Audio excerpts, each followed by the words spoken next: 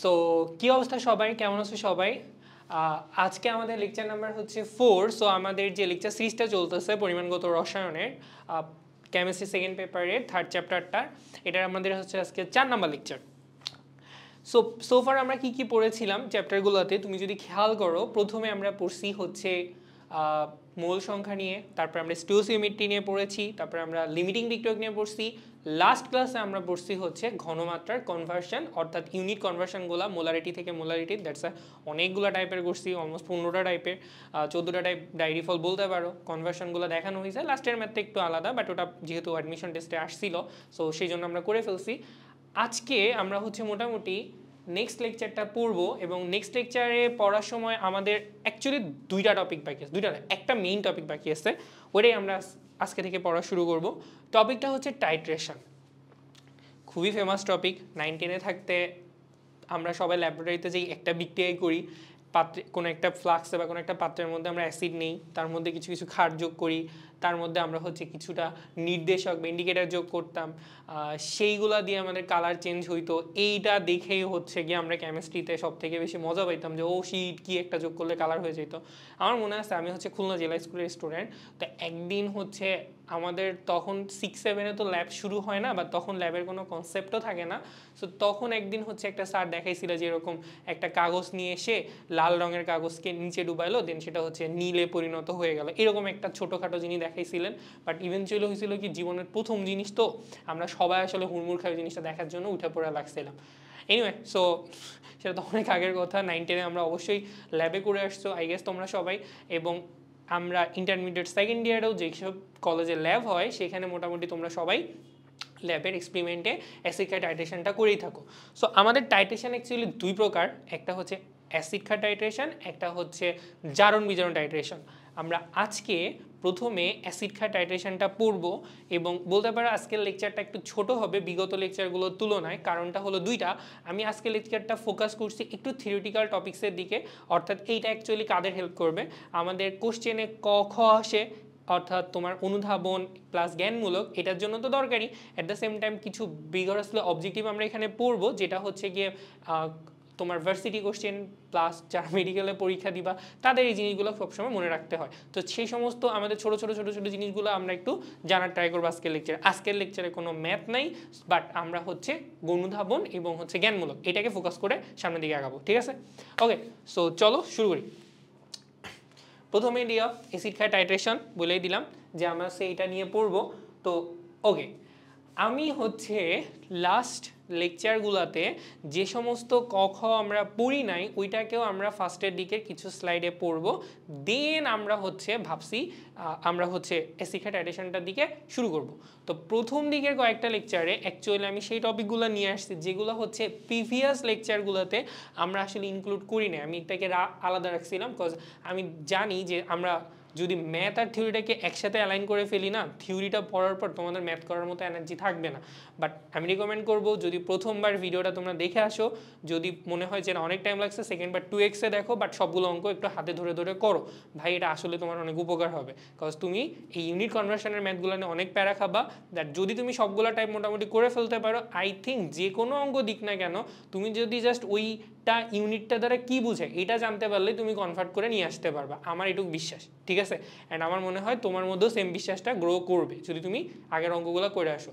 So ওগুলো ম্যাথের জন্য ভালো করে দেখো, আর এই লেকচারটাতে আমরা জাস্ট থিওরিটির দিকে বেশি ফোকাস করব, ঠিক আছে? তো চলো শুরু করি। প্রথমে আসো, আমাদের এখানে প্রথম যে টপিক সেটা হচ্ছে দুইটা পদার্থ। আমাদের যতগুলো পদার্থ আছে ল্যাবরেটরির যতগুলো পদার্থ সেটাকে আমরা দুইটা ভাগে ভাগ করতে পারি, একটা হচ্ছে প্রাইমারি স্ট্যান্ডার্ড পদার্থ, একটা হচ্ছে সেকেন্ডারি স্ট্যান্ডার্ড পদার্থ। কি কি পদার্থ বলো? ওকে, সো আমাদের দুই টাইপের পদার্থ আছে, একটা হচ্ছে প্রাইমারি স্ট্যান্ডার্ড পদার্থ আর একটা হচ্ছে সেকেন্ডারি স্ট্যান্ডার্ড পদার্থ। এখন আসো আমরা জাস্ট এটাকে একটু একবারে বোঝার ট্রাই করি, জিনিসগুলো খুব পেঁচানো না, খুব কঠিন না। আমি যদি এটাকে নিয়ে ঘন্টার পর ঘন্টা আলোচনা করি শেষ হবে না, বাট আমরা যদি জানতে চাই এবং পরীক্ষা লিখতে চাই তাহলে আমাদের অল্প একটু করে মেইন জিনিসটুকু জানলে না। তোমার কাছে টোটাল দুই টাইপের পদার্থ আছে, কিছু কিছু পদার্থ আছে যেটাকে তুমি না হাতে করে না সরি পাত্রে করে এক জায়গা থেকে আরেক জায়গায় উন্মুক্ত অবস্থায় নিয়ে যাইতে পারবা। এইটাতে তার পিউরিটির কোনো চেঞ্জ হবে না, সে যেমন বিশুদ্ধ ছিল সেভাবেই আছে, তার যতগুলো গুণাগুণ ছিল সেগুলোই থাকবে। তুমি চাইলে এটাকে অনেক দিন ধরে সংরক্ষণ করতে পারো। ইভেনচুয়ালি কিছু পদার্থ এমন আছে যেটাকে তুমি পরিবেশে না পাও তুমি, মানে তুমি পরিবেশ থেকে ওটাকে আহরণ করে নিতে পারবা। এই টাইপের পদার্থগুলোকে আমরা বলি প্রাইমারি স্ট্যান্ডার্ড পদার্থ, যেগুলা দিয়ে বেসিক্যালি আমরা বিভিন্ন টাইপের পরীক্ষামূলক কাজে ব্যবহার করে থাকি। তাহলে আমরা একটু প্রাইমারি স্ট্যান্ডার্ড পদার্থের সংজ্ঞার দিকে তাকাই। কি লিখে দেওয়া আছে? সংজ্ঞাটা এখানে সুন্দর করে লিখে দেওয়া আছে যে তোমার যে সকল পদার্থ, কোথায় লিখে দেওয়া আছে, আচ্ছা দেখো, যে সকল পদার্থের প্রমাণ দ্রবণ তৈরি করে দীর্ঘদিন তাদের ঘনমাত্রার কোনো পরিবর্তন হয় না, বা রাসায়নিক নিক্তিতে ওজনের সময় নিক্তির কোনো ক্ষতি করে না, তাদেরকে আমরা প্রাইমারি স্ট্যান্ডার্ড পদার্থ বলি। কোশ্চেনে হচ্ছে দুইটা জিনিস, দুই টাইপের রাসায়নিক নিক্তি আছে। তোমরা যারা ফিজিক্সের ফার্স্ট পেপারটা পড়ছো বা কেমিস্ট্রির ফার্স্ট পেপারে দুইটা নিক্তির কথা বলা আছে, পল বুঙ্গি ব্লান্স, অথবা হচ্ছে তুমি যখন কোনো ল্যাবরেটরিতে যাবা তখন দেখবে এরকম একটা কাচের মতো করে সুন্দর মতো করে একটা সেট আপ দেওয়া থাকে, যে সেট আপটার মধ্যে হচ্ছে গিয়ে ভিতরের দিকে তোমার একটা এরকম পাত আকারে যন্ত্র থাকে, যার উপরে আমরা খুবই স্বাভাবিকভাবে অল্প করে তোমার হচ্ছে কেমিক্যাল ইকুইপমেন্টগুলো নেই বা কেমিক্যাল সাবস্টেন্সগুলো নেই, তারপরে ওটা রিডিংটা ওরা ডিজিটালি দেওয়া থাকে। আগে এই জিনিসটা অ্যানালগ ছিল, এখন সেগুলো হচ্ছে ডিজিটালাইজড হয়ে গেছে। তো এই টাইপের যন্ত্র দিয়ে যখন কোনো একটা কেমিক্যাল সাবস্টেন্সের অ্যামাউন্ট মাপা হয়, তখন মোস্ট অফ দ্য টাইম যেটা হয় যে ওই কেমিক্যাল সাবস্টেন্সটা যদি অনেক মাত্রায় রিঅ্যাক্টিভ হয়ে যায় না, তখন ওই যন্ত্রের সাথেই বিক্রিয়া করা শুরু করে দেয়। মনে করো তুমি হচ্ছে একটা পাত্র নিলা, যে পাত্রটা হচ্ছে কাচের তৈরি, এবং সেটার মধ্যে তুমি একটা হাইড্রোফ্লোরিক অ্যাসিড নিলা, তাহলে কি হবে বলতে পারো? ওই হাইড্রোফ্লোরিক অ্যাসিডটা না কাচের সাথেই বিক্রিয়া করে ফেলতে পারে, অনেক রিঅ্যাক্টিভ একটা প্রোডাক্ট। সো এই টাইপের বৈশিষ্ট্যগুলো যারা দেখায় না, তাদেরকে আমরা প্রাইমারি স্ট্যান্ডার্ড পদার্থ বলি। এক কথায় প্রাইমারি স্ট্যান্ডার্ড পদার্থ হচ্ছে সেই টাইপের পদার্থ যাদেরকে তুমি অনেক দিন না প্রমাণ দ্রবণ তৈরি করে অনেক দিন রেখে দিতে পারবা, ঘনমাত্রার কোনো চেঞ্জ হবে না, এবং সেটাকে যখন তুমি রাসায়নিক ওজনের ভিত্তিতে মাপবা তখনও তার যন্ত্রের কোনো ক্ষতি করবে না। এই টাইপের পদার্থগুলোকে আমরা বলি প্রাইমারি স্ট্যান্ডার্ড পদার্থ। এক্স্যাক্টলি তুমি যদি বুঝে থাকো, শুধুমাত্র সেকেন্ডারি স্ট্যান্ডার্ড পদার্থের বেলায় এখানে একটা না কেটে দিবা এবং এখানে ওজনের ক্ষতি করে, তাহলেই তোমার হয়ে গেল সেকেন্ডারি স্ট্যান্ডার্ড পদার্থ। সংজ্ঞা নিয়ে প্যারা নেওয়ার কিচ্ছু নাই, এই টাইপের সংজ্ঞা এগুলো কোনো হচ্ছে বৈজ্ঞানিক উক্তি না বা কোনো টাইপের তোমার ওরকম নীতি না যেটা তোমাকে লাইন বাই লাইন লিখতে হবে, তুমি জাস্ট বুঝে জিনিসটুকু লিখলে এনাফ। ঠিক আছে? তার মানে সেকেন্ডারি স্ট্যান্ডার্ড পদার্থ হচ্ছে যেগুলো ঘনমাত্রার পরিবর্তন করে দেয়, অথবা যাদেরকে নিক্তির সাহায্যে ওজন মাপতে গেলে ক্ষতি করে, তাদেরকে আমরা বলবো সেকেন্ডারি স্ট্যান্ডার্ড পদার্থ। বুঝছি? ওকে, চলেন তারপরে আমরা যাই। আচ্ছা, এইবার আমরা প্রাইমারি স্ট্যান্ডার্ড পদার্থের তিনটা বৈশিষ্ট্য একটু জানি। অনেক সময় অনুধাবনে লিখে দেয়, অ্যাকচুয়ালি এইভাবে আসে না কোশ্চেনটা এইভাবে দিবে। আমি একটু কোশ্চেনের টাইপটা বলি যাতে তোমরা আসলে বুঝতে পারো। যে তোমাকে বলে দিল যে একটা পদার্থ আছে, সাপোজ আমাদের এখানে লিখে দেওয়া আছে যে H2C2O4 H2C2O2 ডট 2H2, এইটাকে আমরা বলি অক্সালিক অ্যাসিড, বাট এটাকে অক্সালিক অ্যাসিড বলে না, এটার পুরাটার আসল নাম হচ্ছে কেলাসিত, অর্থাৎ ক্রিস্টালাইজড অক্সালিক অ্যাসিড, হুক্কু এইভাবে নাম বলতো, কেলাসিত অক্সালিক অ্যাসিড। ঠিক আছে? এটার গাঠনিক সংকেত যদি আমরা লিখি HCC বন্ড COOH, এই হচ্ছে এটা দেখতে, বাট এর সাথে একটা পানি কি আছে, যোজিত অবস্থায় আছে, হাইড্রেট অবস্থায় আছে, কেলাসিত অবস্থায় আমরা এটাকে দেখতেছি। আচ্ছা, তো প্রাইমারি স্ট্যান্ডার্ড পদার্থের তিনটা বৈশিষ্ট্য তোমাকে কোশ্চেনে জিজ্ঞেস করে যে দেখাও যে বা কিভাবে বুঝবে যে এই প্রোডাক্টটা হচ্ছে একটা প্রাইমারি স্ট্যান্ডার্ড পদার্থ। তখন তুমি যখন অ্যান্সারটা করবা তখন তোমাকে এই যে তিনটা পয়েন্ট আছে না, এই তিনটা পয়েন্টের হেল্পে লিখতে হবে। দেখো প্রথম পয়েন্টে কি লেখা আছে, বলছে যে প্রাইমারি স্ট্যান্ডার্ড পদার্থ বিশুদ্ধ অবস্থায় পাওয়া যায় এবং দীর্ঘদিন ধরে এটাকে আমি সংরক্ষণ করতে পারি। সংজ্ঞাতেও ছিল, পয়েন্টেও আছে, একই কথা। সুতরাং এটাকে যখন লিখবা অ্যান্সার করবা তখন বলবা যে অক্সালিক অ্যাসিড দীর্ঘদিন পদার্থ বিশুদ্ধ অবস্থায় পাওয়া যায় এবং এটাকে দীর্ঘদিন ধরে সংরক্ষণ করা যায়। ঠিক আছে? সেকেন্ড পয়েন্ট হচ্ছে বায়ুর সংস্পর্শে আসলে অপরিবর্তিত থাকে, অর্থাৎ কার্বন ডাই অক্সাইড, অক্সিজেন এবং জলীয় বাষ্প দ্বারা উপাদান আক্রান্ত হয় না। এটা খুব ভ্যালিড একটা পয়েন্ট। ওই যে প্রথমে গল্প বলার সময় তোমাকে বললাম না যে তুমি যখন পাত্রের মধ্যে করে এক জায়গা থেকে আরেক জায়গায় নিয়ে যাবা, তুমি কার মধ্যে নিয়ে যাচ্ছ? তুমি পরিবেশের মধ্যে এক জায়গা থেকে আরেক জায়গায় নিয়ে যাচ্ছ। পরিবেশের মধ্যে কি আছে? বায়ুর মধ্যে অক্সিজেন আছে, কার্বন ডাইঅক্সাইড আছে। এই সকল পদার্থ যদি তুমি যে সাবস্টেন্সটা নিয়ে যাচ্ছ তার সাথে বিক্রিয়া করে তাহলে কি হবে, ওটা তো গুণাগুণই নষ্ট হয়ে গেল। খুব সিম্পলি বলি, মনে করো তোমার কাছে একটা পাত্র আছে, সেই পাত্রের মধ্যে তুমি একটা সোডিয়াম নিলা, সোডিয়াম ধাতুকে নিলা। এবার এই সোডিয়াম ধাতুকে নিয়ে তুমি হচ্ছে এক জায়গা থেকে আরেক জায়গায়, এটা তুমি সাপোজ এইটা তুমি ধরে, আচ্ছা তোমার মাথায় দিলাম, এবার এটা তুমি ধরে এক জায়গা থেকে আরেক জায়গায় গেলা, তো যাওয়ার সময় কি হবে, বায়ুর সংস্পর্শে অক্সিজেন এসে ওর সাথে বিক্রিয়া করবে। খুব সিম্পলি যদি বলা যায় যে সোডিয়াম ধাতু বায়ুর অক্সিজেনের সাথে বিক্রিয়া করে সোডিয়াম অক্সাইড তৈরি করলো, এরপরে যদি তোমার বায়ুর সাথে কিছু পানি থাকে তাহলে সেটা হচ্ছে সোডিয়াম হাইড্রোক্সাইড তৈরি করে ফেললো, এবং সেই সোডিয়াম হাইড্রোক্সাইড পরবর্তীতে তোমার যদি বায়ুতে যে কার্বন ডাইঅক্সাইডের পরিমাণ যদি বেশি থাকে তাহলে তার সাথে বিক্রিয়া করে সোডিয়াম কার্বনেট তৈরি করে ফেললো। তার মানে ভাই তুমি বাসার থেকে বেরোইছো সোডিয়াম নিয়ে, বিক্রিয়ার ওই রুম পর্যন্ত যাবা, কিন্তু কি হইলো, মাঝপথে সেটা পুরোপুরি চেঞ্জ হয়ে সোডিয়াম কার্বনেটে পরিণত হয়ে গেল। হবে বিক্রিয়া? তুমি যে কাজটা করতে যাচ্ছ সেটা কি করতে পারবা? পারবা না। এই টাইপের এই জিনিসটা যাতে না ঘটে তার জন্য আমরা হচ্ছে প্রাইমারি স্ট্যান্ডার্ড পদার্থ, সেকেন্ডারি স্ট্যান্ডার্ড পদার্থ আলাদা করে দিয়েছি, যাতে একজন মানুষ যে এই সম্পর্কে আইডিয়া রাখে সে প্রাইমারি স্ট্যান্ডার্ড পদার্থগুলোকে নিয়ে দৌড় দিয়ে আরেক জায়গায় চলে যেতে পারে, বাট সেকেন্ডারি স্ট্যান্ডার্ড পদার্থ যখন সে নিবে সে হচ্ছে কোনো কিছুর সাথে কোনো কিছু প্রোটেক্টেড করে দেন সে এক জায়গা থেকে আরেক জায়গায় যাবে। বুঝতে পারছি? ওকে, সো এখানে সেকেন্ড পয়েন্টটা হচ্ছে যে বায়ুর সংস্পর্শে অপরিবর্তিত থাকে, অর্থাৎ কার্বন ডাইঅক্সাইড এবং অক্সিজেন ও জলীয় বাষ্প দ্বারা এটা আক্রান্ত হবে না। ঠিক আছে। থার্ড পয়েন্টে বলা হয়েছে ল্যাবরেটরির ডিজিটাল ব্লান্সে বা পলবুঙ্গি ব্লান্সের সাহায্যে ওজন করে প্রমাণ দ্রবণ প্রস্তুত করা যাবে। বেচারা তো আর আসলে পলবুঙ্গি ব্লান্স বা ডিজিটাল ব্লান্সের যে সমস্ত ইকুইপমেন্ট আছে তার সাথে বিক্রিয়া করে না, সুতরাং আমি সুন্দর করে মেপে নিয়ে এসে তার একটা কনসেন্ট্রেশন তৈরি করে ফেলতেই পারবো। যদি এরা বিক্রিয়া করতো তাহলে হচ্ছে ঝামেলা হইতো। সো এইটুকু গল্প করে বলার কারণটা হচ্ছে এরকম যে ভাই তুমি একটু সুন্দর করে দেখো তোমার এই দুইটা পয়েন্ট, একটা হচ্ছে বেশি দিন ধরে বিশুদ্ধ অবস্থায় থাকবে এবং সংরক্ষণ করা যাবে বায়ুর উপাদান কার্বন ডাইঅক্সাইড, পানি এবং কার্বন ডাইঅক্সাইড, অক্সিজেন এবং জলীয় বাষ্প, এদের সাথে সে কোনো বিক্রিয়া করবে না, সুতরাং প্রোডাক্টের ভৌত বা রাসায়নিক অবস্থার কোনো চেঞ্জ হবে না। এবং এটা দিয়ে তুমি হচ্ছে যন্ত্রের সাহায্যে মাপতেও পারো, সো তোমার অ্যাকুরেসিটা বা তুমি মেজারমেন্টটা সবসময় পারফেক্টলি পাবা। ক্লিয়ার? ওকে, এবার আসো নেক্সট স্লাইড। আমাদের কাছে তিনটা অ্যাসিড এখানে আমাদের বইতে দেওয়া আছে, আমরা সেই তিনটাকেই এক্সাম্পলটাকে একটু মনে রাখি, কারণ আরও আছে বা থাকতে পারে যেগুলো আমরা নাও জানতে পারি। সো আমরা ট্রাই করবো যে আমাদের বইতে যে জিনিসগুলো লিখে দেওয়া আছে ওইটাকে একটু সুন্দর করে মনে রাখার, কারণ এই অবজেক্টিভগুলোতে মেইনলি এদেরকেই ফোকাস করে। তুমি আরও বাইরে 10-12টা পড়লা, অন্য থেকে আনলা, সেটা মনে রাখতে পারলে ইটস আপ টু ইউ, অবশ্যই এটা খুব ভালো জিনিস।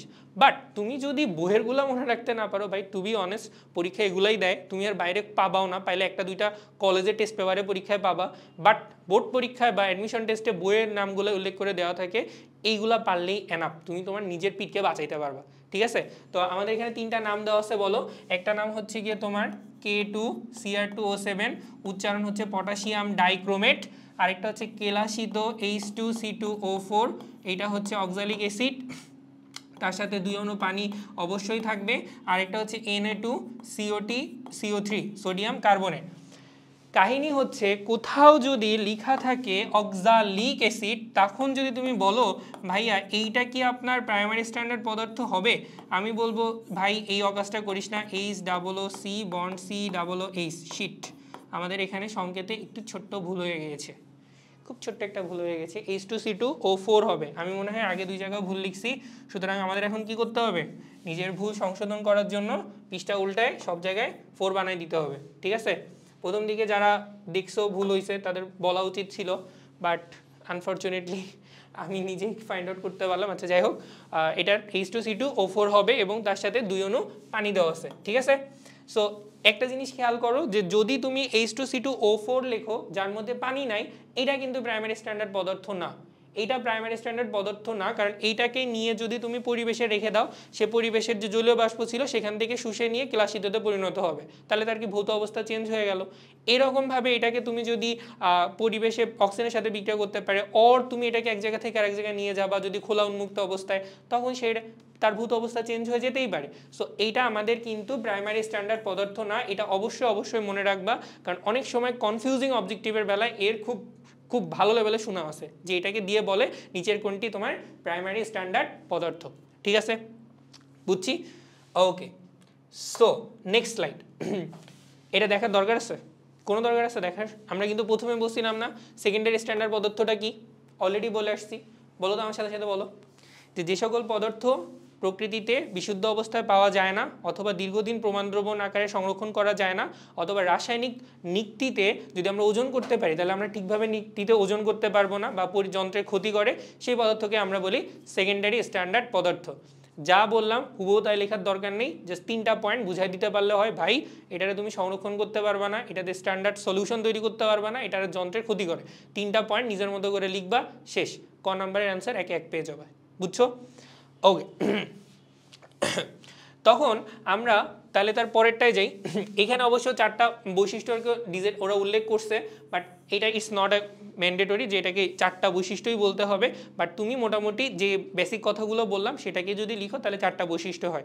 বিশুদ্ধতা রক্ষা করতে পারে না, প্রমাণদ্রবণ তৈরি করতে পারে না, পরিবেশের রাসায়নিক নিক্তির ক্ষতি করে, আর ঘনমাত্রার পরিবর্তন। 4টা পয়েন্ট, ঠিক আছে। মাঝে মাঝে অনেক সময় কলেজে যে বহুপদী নির্বাচক কোশ্চেনে 1 2 3 এরকম 3টা দেওয়া থাকে, এগুলাতে মনে রাখার জন্য এটা একটু লিখে দেওয়া, যাতে অ্যাটলিস্ট যারা স্লাইডটা পড়তেছো তারা যেন একটু ভালো করে চোখ দিয়ে দেখো যে ভাই 4টা বৈশিষ্ট্য বলা ছিল, ওইখানের অ্যান্সারগুলো, ওই কোশ্চেনগুলো অ্যান্সার করতে গেলে এটা তোমাকে হেল্প করবে, বুঝছি? ওকে, এবার আসেন পরেরটা। সো সেকেন্ডারি স্ট্যান্ডার্ড পদার্থের বৈশিষ্ট্য যথারীতি আবার এখানে অনেকগুলো কথা একই রকম বলা আছে, প্রথম থেকে 3টা আসলে সেম, এটার মধ্যে কোনো কথা বলা নাই যে তোমার হচ্ছে গিয়ে সেকেন্ডারি স্ট্যান্ডার্ড পদার্থ তুমি পরিবেশে যতই খোঁজো পিওরলি পাবা না। সেকেন্ড কথা হচ্ছে সেটা তুমি ঘনমাত্রা যদি কনসেন্ট্রেশন তৈরি করে দাও আস্তে আস্তে এটা ঘনমাত্রা চেঞ্জ হয়ে যাবে। পরিবেশে এক জায়গা থেকে যদি আরেক জায়গায় নিয়ে যাও, তখন ওই যে বললাম যে এক্সাম্পলটা আমরা একটু আগে দেখছিলাম যে সোডিয়াম আস্তে আস্তে সোডিয়াম অক্সাইড, তারপরে সোডিয়াম হাইড্রোক্সাইড, তারপরে হচ্ছে সোডিয়াম কার্বনেটে পরিণত হয়েছে। তার মানে তুমি বাসার থেকে বেরোইছিলা মোটামুটি একটা মোটামুটি একটা ভালো মতো সে কি বলে স্কুল ড্রেসে যখন আমরা স্কুলে যাইতাম সকালবেলা যখন আম্মু পাঠাইতো তখন আমরা কি একেবারে ফিটফাট হয়ে যাইতাম, বাট যখন বাসা থেকে ব্যাগ করতাম আম্মুই চিনতে পারতো না, রোদ্রে পুরা কালা হয়ে গেছি, তারপরে হইতেছে গিয়ে ব্যাগটা উস্কো একটা অবস্থা। তো এটারও সেম কথা, এই প্রোডাক্টগুলোকে যদি তুমি সেকেন্ডারি পদার্থগুলোকে তুমি যদি প্রথমে খালি অবস্থায় সংরক্ষণ করো এক জায়গা থেকে আরেক জায়গায় নাও, শেষ পর্যন্ত যেতে যেতে ওর মোটামুটি সবই চেঞ্জ হয়ে যায়, ঠিক আছে।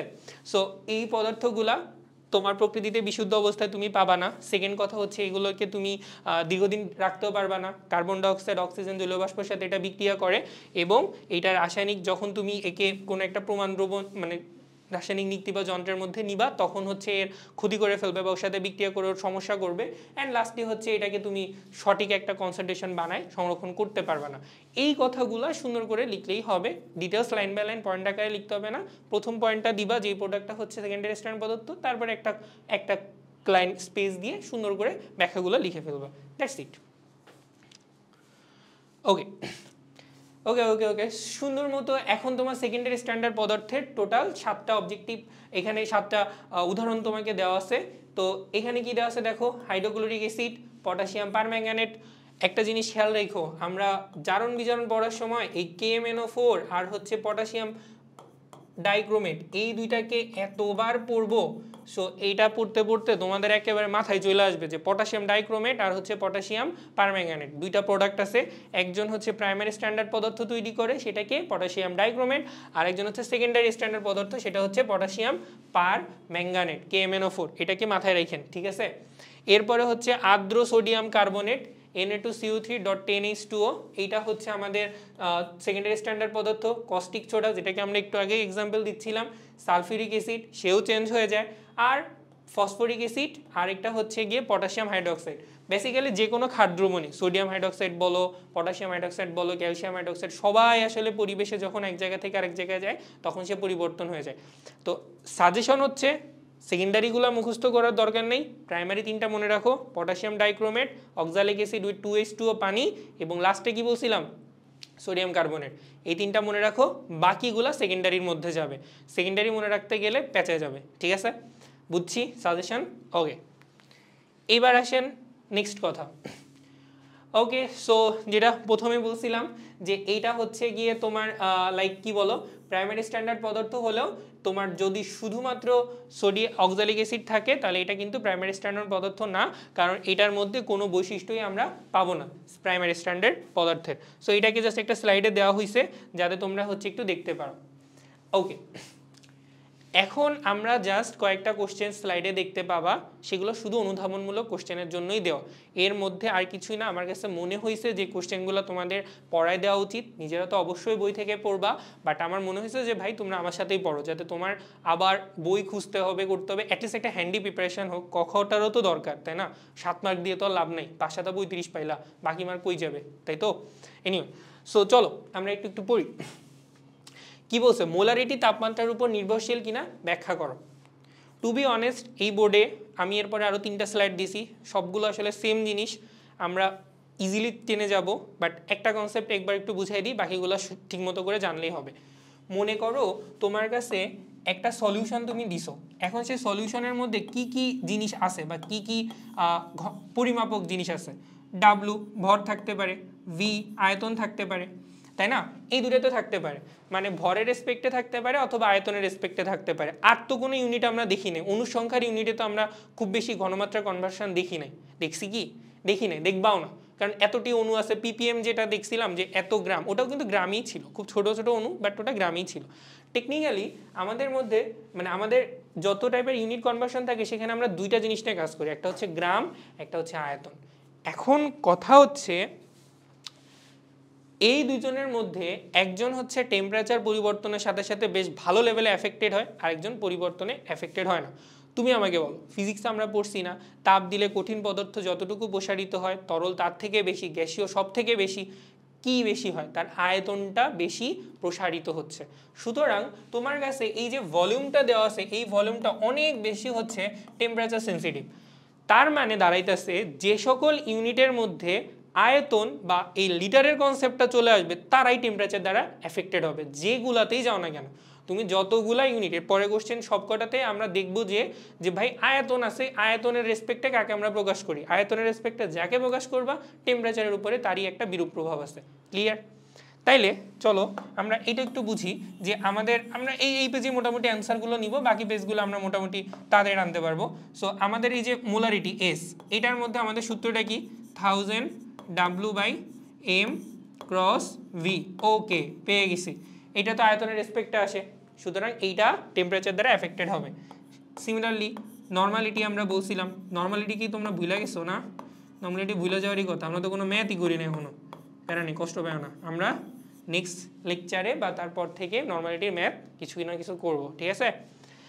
এইটাতে আছে।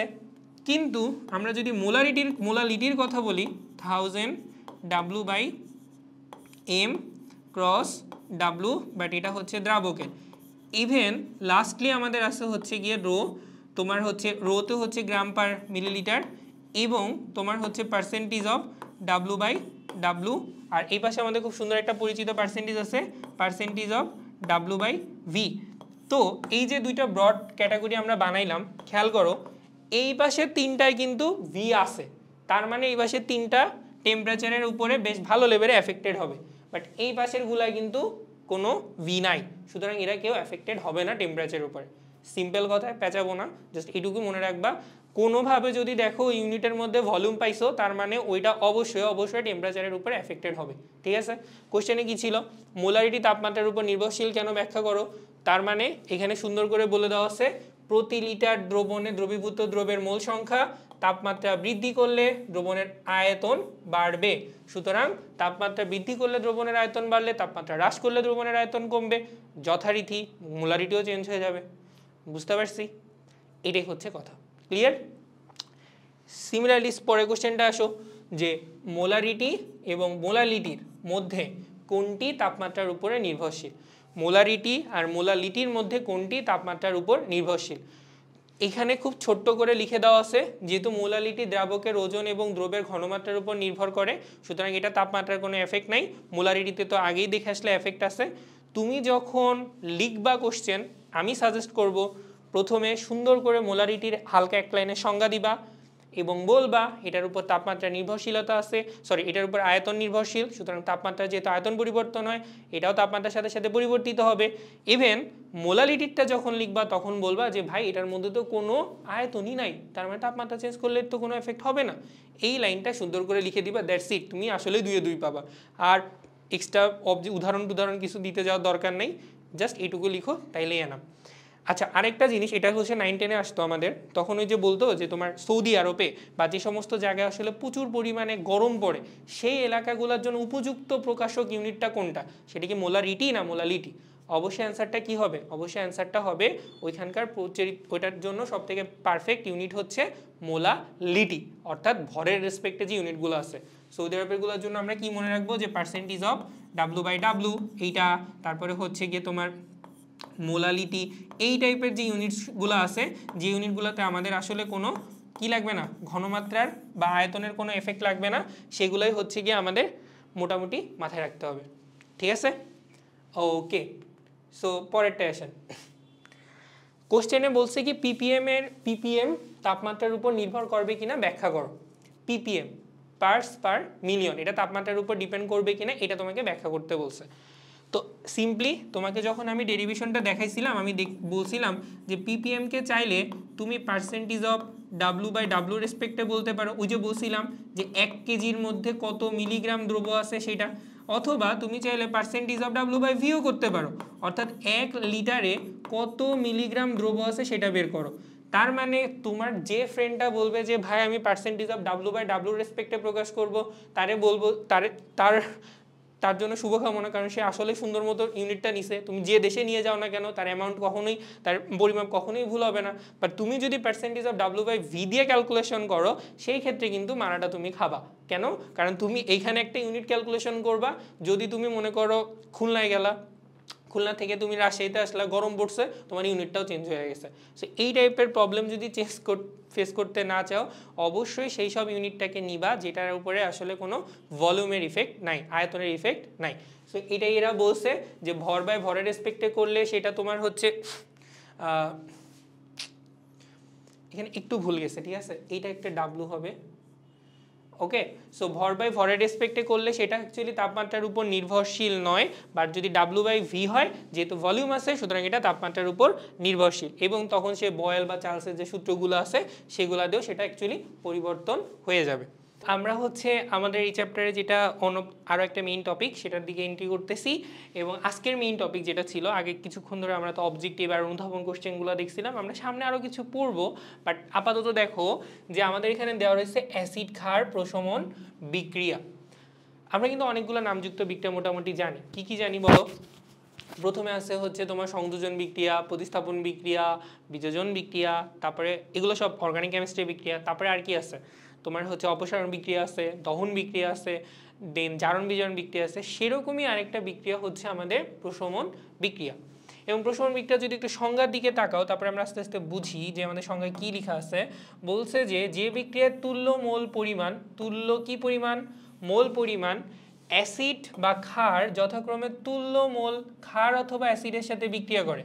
অর্থাৎ তুমি তুল্য মোল কি জিনিস বুঝাচ্ছি, যতটুকু অ্যাসিড নিবা ঠিক ততটুকু মোল তুমি যদি ক্ষার নাও, এরা পরস্পরের সাথে বিক্রিয়া করে তোমার যদি একজন আরেকজনের অম্লত্ব বা ক্ষারত্ব কি জিনিস আমরা পরে বুঝি, এখন বুঝাইতে গেলে একটু পেঁচাবে, এবং প্রশমিত করে লবণ এবং পানি তৈরি করে, তাকে আমরা বলি প্রশমন বিক্রিয়া বলে। লবণ এবং পানি তৈরি করে তাকে আমরা কি বলি? প্রশমন বিক্রিয়া। মেইন কনসেপ্ট হচ্ছে, মনে করো যে তোমার এই তুমি একটা পাত্র থেকে তুমি একটা পাত্রে কি নিলা, তুমি হচ্ছে অ্যাসিড নিছো এবং তুমি হচ্ছে বেজ নিছো, এইটার কিছু সংখ্যক পরিমাণ নিছো, এটা কিছু সংখ্যক পরিমাণ নিছো, এবং দুইটাই যদি লিমিটিং বিক্রিয়ক হয় অর্থাৎ এর যতটুকু থাকা দরকার ঠিক ততটুকুই যদি তুমি এখানে প্রোভাইড করো, তাহলে এই অ্যামাউন্টটার সাথে বিক্রিয়া করবে, অর্থাৎ দুইটা সেম অ্যামাউন্ট একজন আরেকজনের সাথে ওভারল্যাপ করে সেম পরিমাণ তোমার লবণ বা সল্ট আর হচ্ছে গিয়ে তোমার পানি তৈরি করবে। ঠিক আছে, এইটা হলো আমাদের প্রশমন বিক্রিয়ার একটা পার্ট, যে তুল্য মোল সংখ্যক অ্যাসিড তুল্য মোল সংখ্যক ক্ষারের সাথে বিক্রিয়া করে লবণ আর পানি তৈরি করতেছে। এবং এই মিন হোয়াইল এইটা করার সময় অ্যাসিডটা হচ্ছে ক্ষারের অম্লত্ব এবং ক্ষারটা হচ্ছে অ্যাসিডের ক্ষারত্বকে প্রশমিত করে। কি জিনিস আমরা পরের স্লাইডগুলোতে পড়বো, আপাতত জাস্ট এটুকু শুনে রাখো। এইবার এইটার মেইন জিনিসটা তোমাকে আমি বলি, তুমি পাত্রে অনেকগুলো অ্যাসিড নিতে পারো, ঠিক আছে, অ্যাসিড 1 নিতে পারো, অ্যাসিড 2 নিতে পারো, দ্যাট ডাজেন্ট ম্যাটার। এই সবগুলো অ্যাসিড থেকে তুমি একটা নির্দিষ্ট অ্যামাউন্টের হাইড্রোজেন আয়ন পাবা। প্রত্যেকটা অ্যাসিড সে কতগুলা করে হাইড্রোজেন আয়ন নিবে এইটা তার ক্ষারত্বের উপর ডিপেন্ড করে। কি বললাম, প্রত্যেকটা অ্যাসিড কতগুলা করে হাইড্রোজেন দিবে এটা ডিপেন্ড করে তার ক্ষারত্বের উপর, তথা আমরা বলতে পারি তুল্য সংখ্যা, আমরা পড়ে আসছি তার তুল্য সংখ্যার উপরে। বুঝতে পারছো? সিমিলারলি তোমার কাছে যতগুলো বেজ আছে, মনে করো বেজ 1, বেজ 2, দেন হচ্ছে বেজ 3, এই যে জিনিসগুলো আছে এইগুলা থেকে তুমি কি পাবা, একটা নেট অ্যামাউন্ট হাইড্রক্সিল আয়ন পাবা। তার মানে কি, তুমি অ্যাসিড থেকে পাইলা হচ্ছে হাইড্রোজেন আয়ন এবং তুমি বেস থেকে পাইলা হচ্ছে গিয়ে হাইড্রক্সিল আয়ন।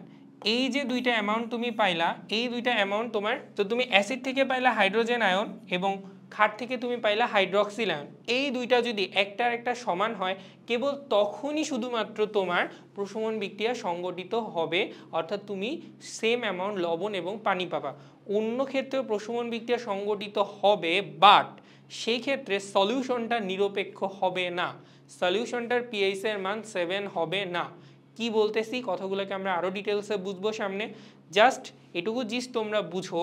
আমরা যদি একটা স্লাইড নিই এবং জিস্ট কথাগুলোকে এক জায়গায় নোট ডাউন করি, যদি কোথাও এমন আমরা অনেকগুলা লবণ আর ক্ষার নিলাম যার ফলে যাদের থেকে পাওয়া total number of hydrogen ion is equal to total number of hydroxyl ion হয়, তাহলে বিক্রিয়াটা প্রশমন বিক্রিয়া হবে এবং প্রশমন বিক্রিয়াটা সেই ক্ষেত্রে কি হবে, নিরপেক্ষ হবে। প্রশমন বিক্রিয়া হবে এবং এটা নিরপেক্ষভাবে কাজ করবে, ঠিক আছে।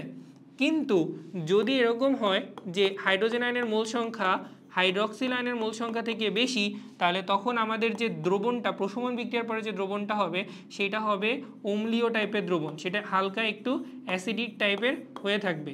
আবার যদি এরকম হয় হাইড্রোজেন আয়নের মোল সংখ্যা যদি হাইড্রক্সিল আয়নের মোল সংখ্যা থেকে কম হয়ে যায়, তখন এটাকে আমরা তখন কি বলবো, ক্ষারীয় দ্রবণ বলবো।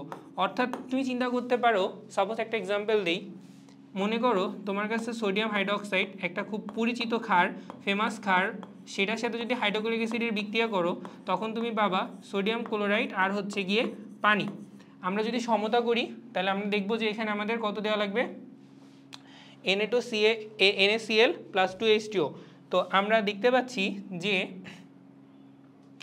লবণ এবং পানি, তোমার এই পাশে দুইটা হাইড্রোজেন আছে, এখানেও দুইটা হাইড্রোজেন আছে, এখানে একটা অক্সিজেন, ওই পাশে একটা অক্সিজেন, সবাই কিন্তু সমতাকৃত আছে।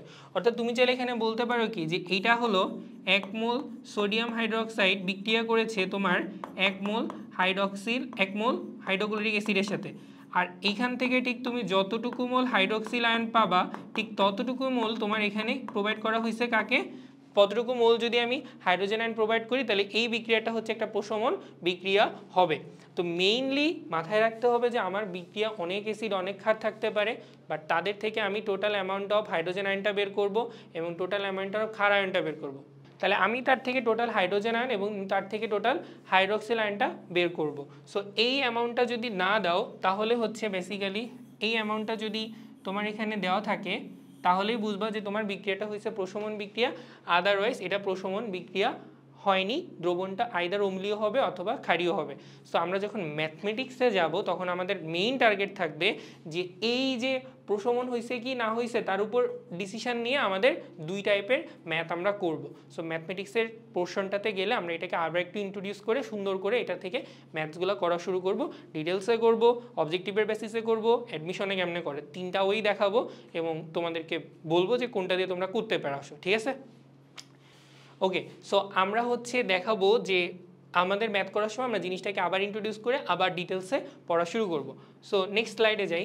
তো নেক্সট স্লাইডটা কি, আমরা অ্যাসিড ক্ষারের যে মোল সংখ্যার রেসপেক্টে যে রিলেশনগুলো পড়তেছিলাম ওইটাকে আমরা একটু স্কিপ করতেছি, এটা আমরা ম্যাথমেটিক্স আবার ডিটেলসে পড়বো, অনেক জোস করে পড়বো ম্যাথগুলো করার সময়। আপাতত আমাদের যেটা দরকার, ল্যাবরেটরিতে আমরা অ্যাসিড ক্ষার টাইট্রেশন প্রক্রিয়ার one of the most important একটা কম্পোনেন্ট হচ্ছে নির্দেশক। আমরা হচ্ছে কি করি, আমি জাস্ট একবার বলি, আমরা আবার ডিটেলসে বলবো যে একটা পাত্রের মধ্যে অ্যাসিড নিই, তার মধ্যে একটা পাত্র থেকে আমরা ক্ষারটাকে দিই এবং যখন সলিউশনের পিএইচের মানটা চেঞ্জ হয়ে যায় তখন আমরা তার মধ্যে 1-2 ফোঁটা অন্য পদার্থ যখন অ্যাড করি তখন ওটার কালার চেঞ্জ হয়ে যায় এবং সেটাকে আমরা বলি হচ্ছে কালার চেঞ্জিং যে সাবস্টেন্সগুলো সেটাকে আমরা বলি হচ্ছে নির্দেশক। মানে যে অ্যামাউন্টটা অ্যাড করে তার কালার, সেই অ্যামাউন্টটার কালারটা চেঞ্জ করতেছে, করার ফলে তোমাকে বুঝাইতেছে যে না আমার দ্রবণটা আসলে কীরকম। যদি সংজ্ঞাগত দিক থেকে বলি, নির্দেশক বা ইন্ডিকেটরের সংজ্ঞা হচ্ছে এটা সেই টাইপের কেমিক্যাল সাবস্টেন্স যা নিজের বর্ণ পরিবর্তন করার মাধ্যমে তোমাকে বোঝায় যে তার বর্ণ পরিবর্তন করার মাধ্যমে বোঝায় যে সলিউশনটা কি আসলে অ্যাসিডিক নাকি সলিউশনটা হচ্ছে ক্ষারীয়, এইটা হচ্ছে তোমাকে বোঝায়। মানে আমরা যদি সিম্পলি বলি নির্দেশক কি জিনিস, নির্দেশক হচ্ছে এমন একটা কেমিক্যাল সাবস্টেন্স যেটা অ্যাকচুয়ালি নিজের কালার চেঞ্জ করার মাধ্যমে তোমাকে বুঝিয়ে দেয় যে ভাই এই দ্রবণটা হচ্ছে গিয়ে তোমার অ্যাসিডিক দ্রবণ না এই দ্রবণটা হচ্ছে একটা ক্ষারীয় দ্রবণ। এই কনফিউশনটা ক্লিয়ার করে হচ্ছে তোমার ওই প্রোডাক্টটা। বুঝতে পারছো? ওকে, তো আমাদের নির্দেশকগুলোকে আমরা দুই ভাগে ভাগ করতে পারি, একটা হচ্ছে অ্যাসিড ক্ষার টাইট্রেশন আর একটা হচ্ছে জারণ বিজারণ নির্দেশক। অ্যাসিড ক্ষারের প্রশমন দিকটা আমরা কিছু নির্দেশক ইউজ করি আর জারণ বিজারণের দিকটা আমরা কিছু নির্দেশক ইউজ করে থাকি। এবার একটা জেনারেল কথা, এই যে নির্দেশকগুলো বলতেছি আমরা বা অ্যাসিড ক্ষার নির্দেশক যেটা বলতেছো কিনা, এইটা মোস্ট অফ দ্য টাইম কী হবে বলো, এটা মোস্ট অফ দ্য টাইম দুর্বল অ্যাসিড বা দুর্বল ক্ষার হবে। যেহেতু আমরা অ্যাসিড ক্ষার টাইট্রেশন করতেছি তাই এই নির্দেশকের বেলায় আমাদেরকে মাথায় রাখতে হবে এরা সবসময় কি হয়, আইদার দুর্বল অ্যাসিড হবে অথবা দুর্বল ক্ষার হবে, দুর্বল অ্যাসিড অথবা দুর্বল ক্ষার, এই হচ্ছে এদের ঘটনা, দুর্বল অ্যাসিড আর হচ্ছে গিয়ে দুর্বল ক্ষার। সো দুর্বল অ্যাসিড কি জিনিস? দুর্বল অ্যাসিডটা হচ্ছে এমন টাইপের অ্যাসিড যারা সম্পূর্ণরূপে কিন্তু বিযোজিত হয় না। তোমাদেরকে একটু রিকল করাই দিই, মনে করো আমরা হচ্ছে কোন চ্যাপ্টারে পড়েছি, তোমার ফার্স্ট পেপারে চ্যাপ্টার 4, ফার্স্ট পেপারে চ্যাপ্টার 4-এ কী পড়ছি আমরা? ফার্স্ট পেপারে চ্যাপ্টার 4-এ যখন আমরা হচ্ছে তোমার হলো কেপিকেসি পড়ছো, তারপরে যখন বাফার সলিউশন পড়ছো তখন কিন্তু তোমাকে একটা টপিক ইন্ট্রোডিউস করা হয়েছে দুর্বল অ্যাসিড সবল অ্যাসিড। দুর্বল অ্যাসিড হচ্ছে সেই সকল অ্যাসিড যেটাকে তুমি যখন বিযোজিত করবা বা বিশ্লেষণের দ্রবণে নিবা তখন তো সবটুকু অ্যামাউন্ট তুমি পাবা না। উপরন্তু সবল অ্যাসিড হচ্ছে তীব্রতরে বিশ্লেষ্য পদার্থ, তার যতটুকু অ্যামাউন্ট তুমি নিবা ততটুকুই বিশ্লেষিত হয়ে যাবে। যদি একটু অ্যানালাইসিস বা যদি একটু ম্যাথমেটিক্যাল ওয়েতে বলি, মনে করো তোমার কাছে হাইড্রোক্লোরিক অ্যাসিড আছে, সেই হাইড্রোক্লোরিক অ্যাসিডটা একটা সবল অ্যাসিড, সেই সবল অ্যাসিডটা কি হয়েছে, তুমি যদি এখানে 0.2 m নাও তাহলে এটা ভেঙে গিয়ে 0.2 m আর এ পাশে হচ্ছে 0.2 m তৈরি হবে। বাট তোমার কাছে যদি এরকম হচ্ছে গিয়ে CH3COOH থাকে অর্থাৎ অ্যাসিডিক অ্যাসিড থাকে যেটা একটা জৈব অ্যাসিড এবং মোস্ট অফ দ্য টাইম জৈব অ্যাসিডগুলো সাধারণত দুর্বল অ্যাসিড হয়, তাহলে জৈব অ্যাসিডের যদি তুমি এখানে 0.1 m নাও তুমি কিন্তু এখানে 0.1 m আর 0.1 m পাবা না, কারণ দুর্বল অ্যাসিডগুলো কি হয়, দুর্বল অ্যাসিডগুলো কিন্তু এরকম এক্স্যাক্টলি সবল অ্যাসিডের মতো এক্স্যাক্টলি বিযোজিত হয় না, এটার একটা পার্সেন্টেজ হয়। তো এইখানে কিন্তু আমরা এই টপিকগুলোর ম্যাথ করে থাকি। তো সবসময় মনে রাখবা নির্দেশক হচ্ছে দুর্বল অ্যাসিড আর দুর্বল ক্ষার, এই দুর্বল অ্যাসিড বা দুর্বল ক্ষারগুলো দ্রবণে এক্স্যাক্টলি পরিপূর্ণরূপে বিযোজিত হয় না। তো আমাদের অ্যাসিড ক্ষার টাইট্রেশন বিক্রিয়ার খুব ফেমাস কয়েকটা নির্দেশক আছে, litmus paper, methyl orange, methyl red এবং ফেনলফথেলিন। আনফর্চুনেটলি তোমাদের ফেনলফথেলিনের সংকেত পড়তে হবে না, মিথাইল অরেঞ্জের সংকেত পড়তে হবে না। প্রিভিয়াসে যখন আমি 2018 ব্যাচ, তার আগের ব্যাচগুলোতে পলিমার নামে একটা টপিক ছিল অর্গানিক কেমিস্ট্রিতে। তো এই পলিমার টপিকসগুলো পড়ানোর সময় হয়তো কি যে এখানে কিছু জিনিসপাতি আছে যেগুলো অ্যাকচুয়ালি অনেক উদ্ভট বড় বড় সংকেত আসতো, ওখানে ছিল যে ABS ডিটারজেন্ট, মিথাইল অরেঞ্জ, দেন হচ্ছে নিন হাইড্রিন, এরকম বিশাল বিশাল যৌগ তৈরি করতে হইতো। তো তখনকার সময় অ্যাডমিশনে ক্লাস বা আমরা যখন পড়তাম তখন আসলে বিশাল বড় বড় ইকুয়েশন দাঁড় করানো হইতো ছোট্ট একটা জিনিস থেকে অনেক বড় বড় যৌগ। তো এনিওয়ে এই মিথাইল অরেঞ্জটা অনেক বড় একটা সংকেত, সিমিলারলি তোমার মিথাইল রেডটাও সংকেত। ফেনলফথেলিনটা আমি আসলে কখনো দেখি নাই, বাট মিথাইল অরেঞ্জ আর মিথাইল রেডটা দেখছিলাম। এটা পুরাতন 2012-এর আগের এডিশনের হাজির নাকসারের বইগুলোতে এই সংকেতগুলো দেওয়া আছে, কারে যদি দেখতে ইচ্ছা করে সে ওই বইগুলো কালেক্ট করে দেখতে পারো, অথবা তোমাদের নতুন বইতেও থাকতে পারে, বাট ইভেনচুয়ালি সংকেত তোমার লাগবে না, আমি জাস্ট জানার জন্য বললাম যে এটা কোথায় আছে।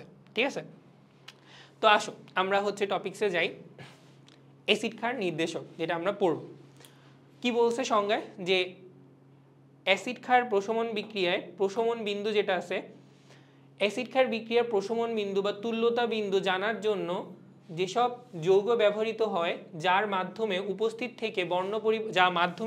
থেকে বর্ণ পরিবর্তনের মাধ্যমে দ্রবণের প্রকৃতি অর্থাৎ দ্রবণটা কি অম্লীয়, ক্ষারীয় না প্রশম নির্দেশ করে, তাদেরকে অ্যাসিড ক্ষার নির্দেশক বলে। এটা অলরেডি তোমাকে আমি বলেছি যে নির্দেশক হচ্ছে এমন একটা কেমিক্যাল সাবস্টেন্স যে নিজের বর্ণ পরিবর্তনের মাধ্যমে জানান দেয় যে দ্রবণটা আসলে অ্যাসিড, ক্ষার না প্রশম। ঠিক আছে, এই কথাটাই ওরা সুন্দর করে লিখছে, তুমি এভাবে লিখলেই এনাফ। তো এখানে আরও কিছু সুন্দর ডাটা তোমাকে প্রোভাইড করে দেওয়া আছে, আমি একটু মার্ক ডাউন করে দিই যে সেটা কি। এটা অবজেক্টিভের জন্য পুরোটাই। মিথাইল অরেঞ্জের মাধ্যম হচ্ছে পিএইচ এর মান 3.1 থেকে 3.4 এর মধ্যে, এটা তখন হচ্ছে লাল বর্ণ ধারণ করে, এবং ক্ষারীয় মাধ্যমে হচ্ছে হলুদ বর্ণ ধারণ করে। তিনটা কথা, সেটা কি বললাম যে মিথাইল অরেঞ্জ হচ্ছে পিএইচ এর রেঞ্জ হচ্ছে 3.1 থেকে 3.4, তখন সে লাল বর্ণ ধারণ করবে আর ক্ষারীয় মাধ্যমে হলুদ বর্ণ দেখাবে। ঠিক আছে। সেকেন্ডলি বলা হচ্ছে ফেনলফথেলিন, এটা একটা এমন নির্দেশক যেটা অ্যাসিড মাধ্যমে বর্ণহীন এবং ক্ষারীয় মাধ্যমে এটার পিএইচ এর রেঞ্জ হচ্ছে 8.2 থেকে 9.8 এর মধ্যে, এবং এটা তখন কি বর্ণ ধারণ করে, এটা হচ্ছে লালচে বেগুনি বর্ণ ধারণ করে। কি বর্ণ ধারণ করে বলো? লালচে বেগুনি বর্ণ দেখায়। তো মেইনলি তোমাকে জিনিসটা বুঝতে হবে যে কিছু কিছু নির্দেশক হচ্ছে অ্যাসিড মাধ্যমে ভালো রকমের রং দেখায়, কিছু কিছু নির্দেশক হচ্ছে ক্ষার মাধ্যমে ভালো মতো রং দেখায়। যা পড়ো তা না, যা পড়বার যাই করো না কেন, দুইটা জিনিস মনে রাখো, এটা অবজেক্টিভের জন্য খুবই দরকার। অ্যাসিড মিডিয়ায় হচ্ছে মিথাইল অরেঞ্জ আর হচ্ছে গিয়ে মিথাইল রেড, এই দুইটা ভালো রকমভাবে আচরণ করে, মিথাইল অরেঞ্জ আর একটা হচ্ছে গিয়ে তোমার methyl red. Similarly methyl red. আর ক্ষারীয় মাধ্যমের বেলায় কে আছে? ক্ষারীয় মাধ্যমের বেলায় দুইটা যৌগ আমাদের ভালো রকমভাবে নির্দেশকের কালার চেঞ্জ করে, একটা হচ্ছে এই যে ফেনলফথেলিন, আরেকটা হচ্ছে থাইমাল ব্লু। আর এটা কি বলো? থাইমাল ব্লু। এই দুইটা যৌগ হচ্ছে গিয়ে তোমার ক্ষারীয় মাধ্যমে সুন্দর মতো বর্ণ পরিবর্তন করে, আর এই দুইটা যৌগ হচ্ছে অ্যাসিড মাধ্যমে তোমার বর্ণ পরিবর্তন করে থাকে। এই পাশে যে ডাটাগুলো দেখতেছো ভাই, এগুলো কিন্তু অবজেক্টিভের জন্য দরকার। তোমার অবজেক্টিভে ডাইরেক্ট দেয় মিথাইল অরেঞ্জের সীমানাটা কত, 3.1 থেকে 4.4, আর ফেনলফথেলিন হচ্ছে 8.1 থেকে 8.2 থেকে 9.8। বাট তুমি পরীক্ষার হলে যদি এটুকু মনে রাখতে পারো 8 থেকে 10, তাহলেও মোটামুটি তুমি উতরে আসতে পারবা। সো অ্যাসিড মাধ্যমের জন্য ভালো হচ্ছে মিথাইল অরেঞ্জ, মিথাইল রেড, ক্ষারীয় মাধ্যমের জন্য হচ্ছে ফেনলফথেলিন আর থাইমাল ব্লু। ঠিক আছে, এখন আসো আমরা একটু পিএইচ এর পরিবর্তন যে হয় নির্দেশক যে কৌশলটা দেখায় সেটা একটু বুঝাই। এখানে পরপর দুইটা স্লাইড আছে, খুব সুন্দর করে লিখে দেওয়া আছে। আমি জাস্ট আগে জিনিসটা একটু বুঝাই নিব, তারপরে হচ্ছে গিয়ে আমরা স্লাইডগুলো একটু পড়ি। তো আমরা হচ্ছে এর আগে একটা স্লাইড ইনপুট করি। কি বললাম তোমাকে যে আমাদের যে নির্দেশকগুলা নরমালি কি বলো? নির্দেশকগুলো হচ্ছে নরমালি দুর্বল অ্যাসিড অথবা দুর্বল ক্ষার, তাই না?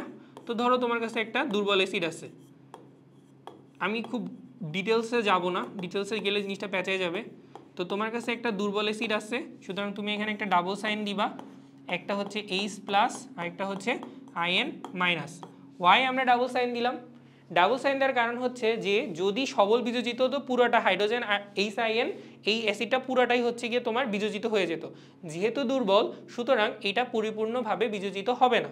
এই পাশে যে সেটআপটা দেখতেছো এটা হচ্ছে তার অবিযোজিত অবস্থা, অবিয়োজিত অবস্থা, এবং এই অবিয়োজিত অবস্থায় তার একটা কালার আছে, সেই কালারটা হচ্ছে লাল।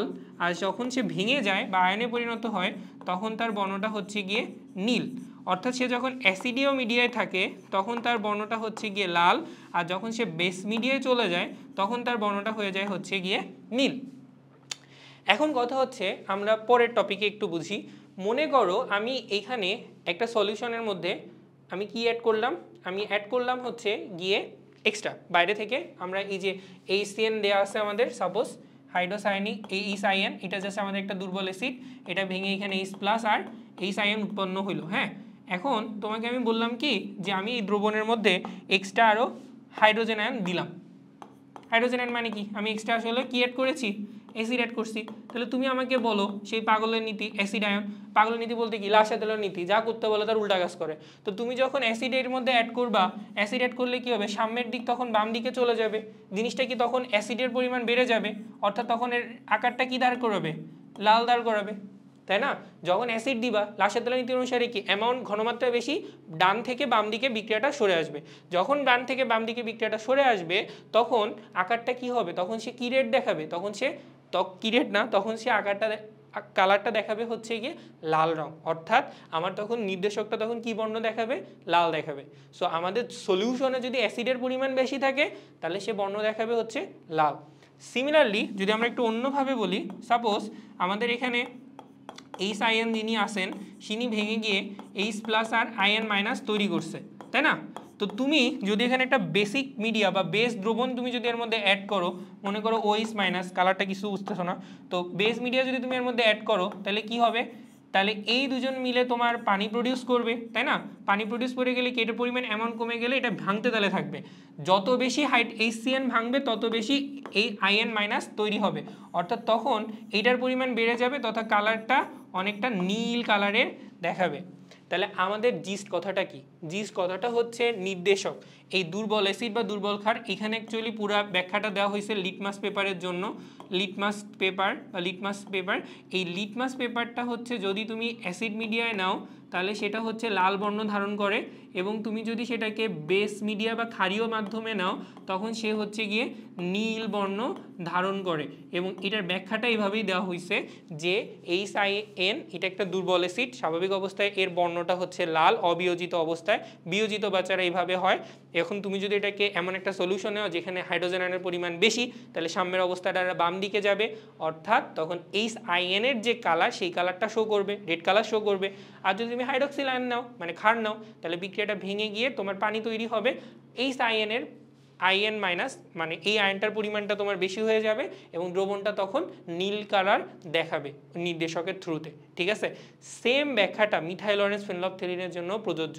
ওরা অ্যাসিড অবস্থায় একটা কালার প্রদর্শন করে, বেজ অবস্থায় একটা কালার প্রদর্শন করে। স্টুডেন্ট হিসেবে তোমার কাজ হচ্ছে এই ডাটাগুলোকে অবশ্যই মেমোরাইজ করে রাখা, কারণ এইগুলো ধুমায় অবজেক্টিভে আসে, ঠিক আছে? ওকে, সো আমরা হচ্ছে এখানে দেখেন সুন্দর করে কথাগুলো পরপর লিখে দেওয়া আছে, লিটমাসের বেলায় কি হয় সেটা ব্যাখ্যাটা এখানে আমাদের দেওয়া আছে। সো এই পেজটা সুন্দর করে পড়বেন। আরেকটা কথা, এই যে H3O+, এইটা যা আর H+ দুইটা আসলে একই কথা, কোনো ভয় পাওয়ার কারণ নেই। আর তোমরা যারা আসলে মোটামুটি চ্যাপ্টার 1টা পড়ছো, অনুবন্ধী অ্যাসিড ক্ষার জানো, তারা মনে হয় এই কথাগুলো খুব সুন্দর করে বুঝতে পারবা। HINটা অনুবন্ধী ক্ষারক হচ্ছে যে একটা যৌগ থেকে যদি একটা মাত্র হাইড্রোজেন আয়ন সরে যায়, একটা অ্যাসিড থেকে যদি একটা হাইড্রোজেন আয়ন সরে যায় তাহলে যে ক্ষারটা তৈরি হয় তাকে বলা হয় ওই অ্যাসিডের অনুবন্ধী ক্ষারক। সুতরাং এই আইএন মাইনাসটাকে বলা হয় অ্যাসিডের অনুবন্ধী ক্ষারক। HIN কোনো যৌগ না, এটা একটা জাস্ট র্যান্ডম ধরে নেওয়া হয়েছে যৌগ, মানে এটা ইন্ডিয়াম না বা এরকম কিছুই না, জাস্ট এটা একটা র্যান্ডম HIN ধরে নেওয়া হয়েছে। এইটা কোনো নাম, ভ্যালিড নাম না। H দ্বারা হাইড্রোজেনকে বোঝানো হইতেছে আর আইএনকে জাস্ট একটা ইন্ডিকেটরের আইএনটাকে নিছে, নট লাইক এটা কোনো মৌল, ঠিক আছে? কেউ আবার মিসকনসেপশনে চলে যেও না।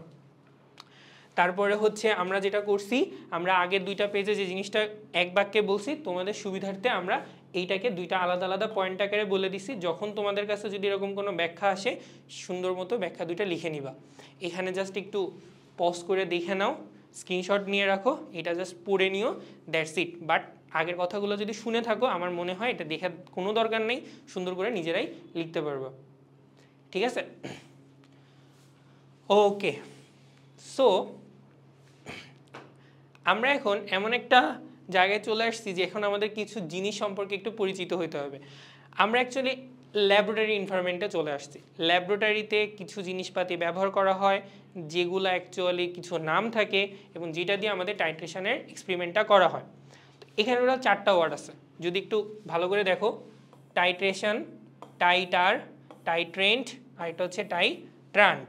4টা word, titration, titre, titrant and titre. কি জিনিস এগুলা? খুবই সিম্পল, যে বিক্রিয়াটা আমরা করতেছি সেটা হচ্ছে টাইট্রেশন। টাইট্রেশনের মধ্যে একটা এলিমেন্টের সাধারণ একটা এলিমেন্টকে আমরা কোথায় নিই? বুরেটে নিই। বুরেটে যে এলিমেন্টটা নিই সেটাকে আমরা বলি হচ্ছে টাইটার। আর টাইট্রেশনে ব্যবহৃত জানা ঘনমাত্রা দ্রবণটিকে বলা হয় টাইট্রেন্ট। কথাগুলো কিন্তু খুব সিমিলার হবে। দেখো, টাইট্রেশনের সময় এটিকে সাধারণত বুরেটে নেওয়া হয়। এখানে একটা যন্ত্র যেটা হচ্ছে বুরেট, আমরা কিছু যন্ত্র নিয়ে কিছুক্ষণ পরে পড়বো, যেমন পিপেট, বুরেট, তারপর একটা হচ্ছে বিকার, এরকম কিছু জিনিস, কনিক্যাল ফ্লাস্ক, চারটা জিনিস নিয়ে আমরা কথাবার্তা বলবো। তার মধ্যে বুরেট থাকে। বুরেটটা দেখতে কেমন?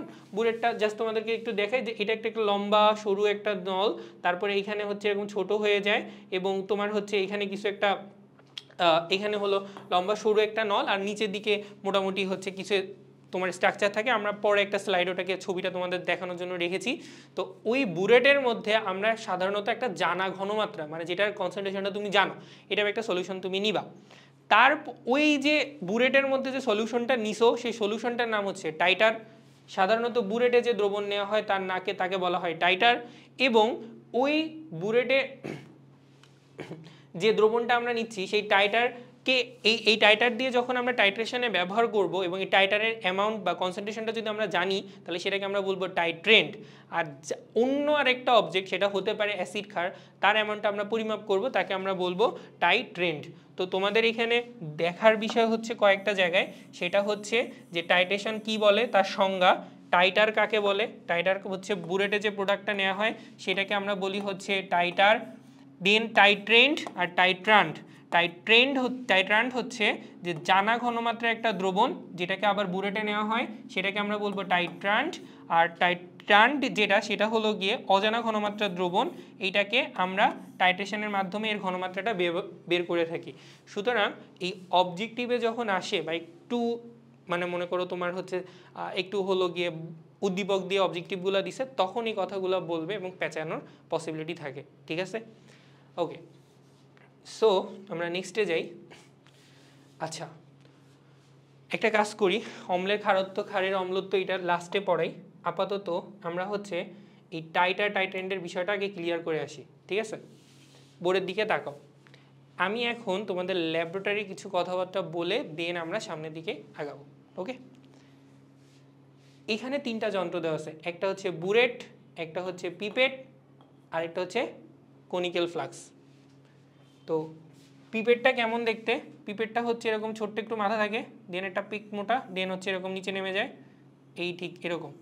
ওই 2000 কত সালের দিকে বুঝছো, বুয়েটে হচ্ছে এরকম প্রত্যেকটা যন্ত্র লিখতে দিছিল।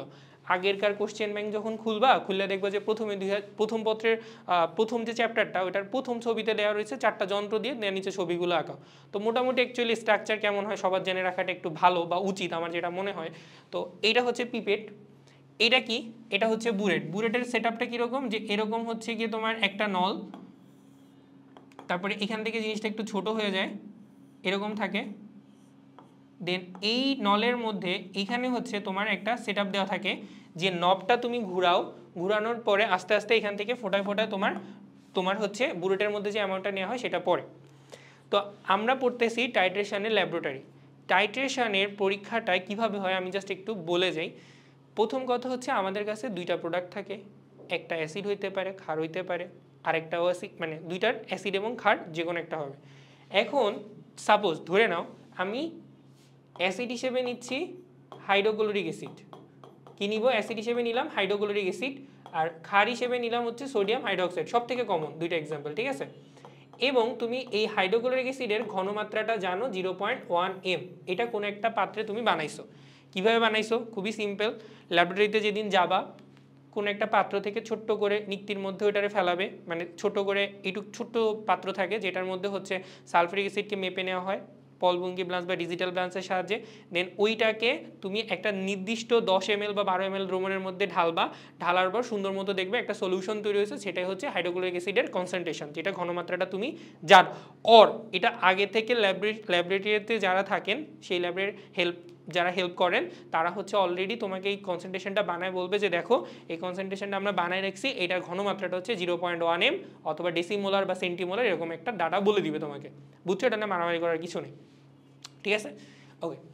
এখন তুমি যেটা করবা, তুমি হচ্ছে এই কনসেন্ট্রেশনটা একেবারে প্রথমে এই কনসেন্ট্রেশনটা আমরা হচ্ছে কি করি, আমরা একটা পাত্রের মধ্যে নিয়ে বুলেটের মধ্যে ঢালি, এবং বুলেটের মধ্যে যখন তুমি ঢালবা তার একটা অ্যামাউন্ট পর্যন্ত কনসেন্ট্রেশনটা ইনিশিয়ালি কি হবে, ফিল আপ থাকবে, একেবারে শেষ পর্যন্ত থেকে উপর পর্যন্ত ফিল আপ থাকবে।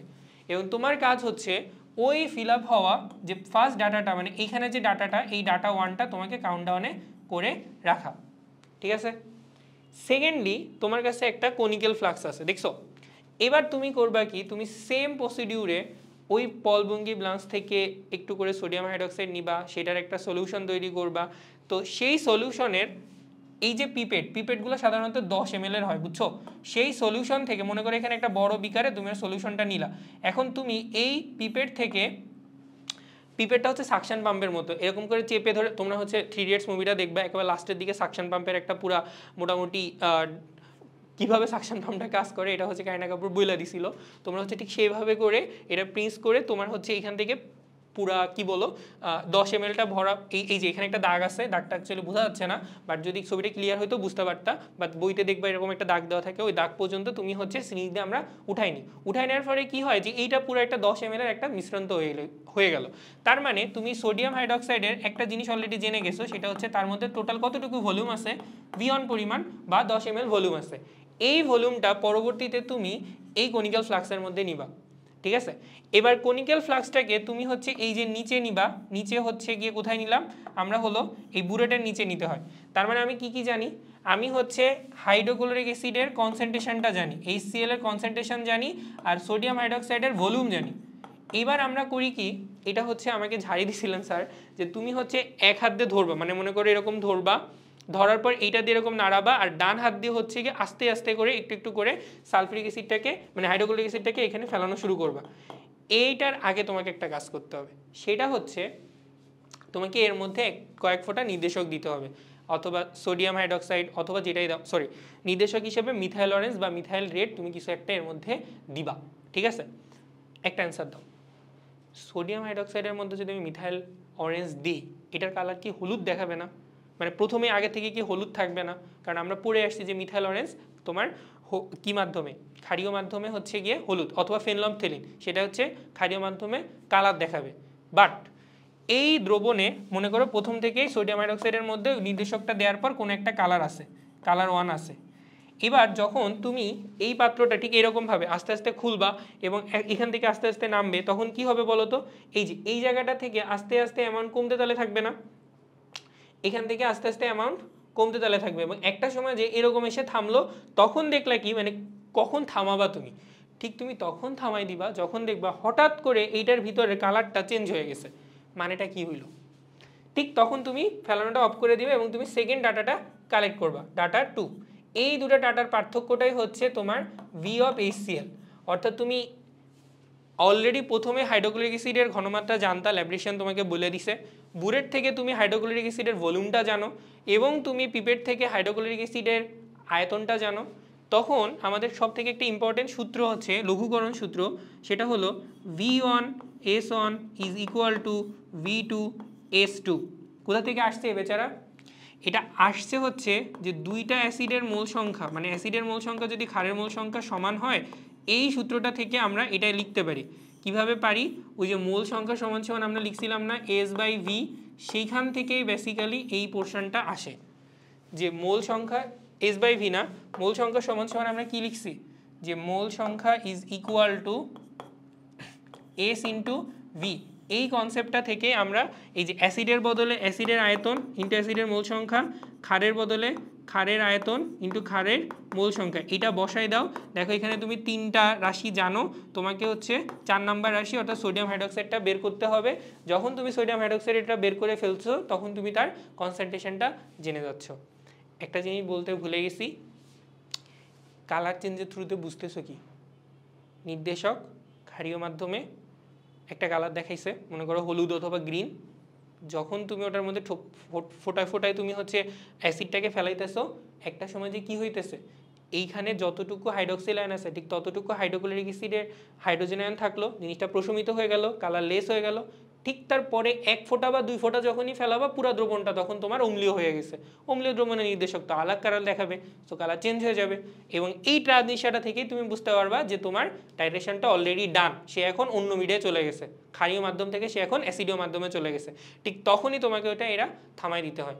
তো ল্যাবে যেটা ঝামেলা হইতো, এই যে 1 ফোঁটা দিলে যে চেঞ্জ হয়ে যেত না, এখানে ঠাস করে অনেকখানি পড়ে যেত এবং ক্যালকুলেশনটা পরে গ্যাঞ্জাম পাকাইত। এইটাই হচ্ছে ঝামেলা এবং তোমাকে এইটাই করতে হবে ল্যাবরেটরি টাস্কটাতে। বুঝতে পারছি? আমি জাস্ট একটু আইডিয়া দেওয়ার ট্রাই করলাম। সো হোপফুলি তোমরা বুঝছো, ঠিক আছে। আরেকটু ম্যাথ, আরেকটু সামনে আরেকটু আইডিয়া আমরা দিতে পারবো আশা করি, তখন আরেকটু বেটার হয়তো বোঝা যাবে। এবার আসেন আমরা হচ্ছে একটু অবজেক্টিভের আরেকটা পোর্শন আছে, সেই দিকটাতে আমরা একটু ব্যাক করি। তোমাদের এখানে একটা সংজ্ঞা ছিল যে প্রশমন বিক্রিয়া কাকে বলে, যে তুল্য মোল পরিমাণ অ্যাসিড বা ক্ষার তুল্য মোল পরিমাণ ক্ষার বা অ্যাসিডের সাথে বিক্রিয়া করে ক্ষারের অম্লত্ব এবং অ্যাসিডের ক্ষারকত্বকে প্রশমিত করে, তাকে আমরা বলি, সেই বিক্রিয়াটাকে আমরা বলি হচ্ছে তোমার প্রশমন বিক্রিয়া। তো একটা ওয়ার্ডের দিকে মনে রাখবা, অম্ল বা অ্যাসিড, অম্লের হয় হচ্ছে